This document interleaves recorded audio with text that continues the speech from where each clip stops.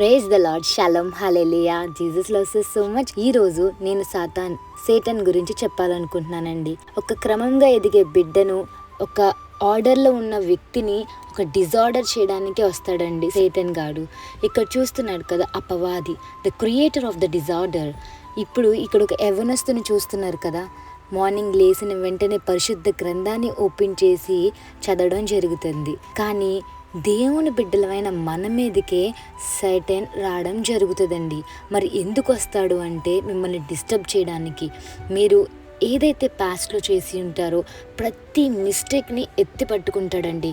మిమ్మల్ని డిస్టర్బ్ చేయడానికే వాడున్నాడండి. గాడ్కి మీరు ఒక్కసారి ఏ బాధతో అయితే బాధపడుతున్నారో ప్రతి విషయము మీరు ఏసైకి సబ్మిట్ చేసి ఏసే హ్యాండ్స్ మీద, ఏసే షోల్డర్ మీద మీ యొక్క ప్రాబ్లమ్ని లీవ్ చేసే, మీరు ఏదైనా తప్పు చేసినట్లయితే ఏసైని ఒక్కసారి క్షమించమని అడగండి. ఏసై మళ్ళీ జ్ఞాపకం చేసుకోడు. కానీ సాతాను అలా కాదండి. మీరు చేసిన తప్పుని ఎత్తి పట్టుకుని మీరు ముందుకు అడిగేయకుండా చేయడమే వాడి ప్లాన్ అండి. వాడి పని కూడా అదే.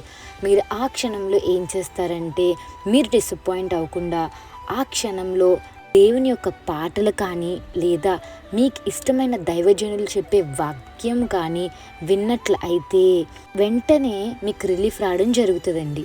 ఎందుకంటే వాక్యంలో గొప్ప శక్తి ఉందండి. మీ కుటుంబంలో గొడవలు పెట్టాలని చూస్తాడు. మీరు చేసే పని స్థలము దగ్గర గొడవలు పెట్టాలని చూస్తాడు. మీ బంధువుల్లోనే డిస్టర్బెన్స్ క్రియేట్ చేస్తాడు. ఎవరైతే క్లోజ్ అనుకుంటారో వాళ్ళ మధ్యనే గొడవలు రేపుతాడండి.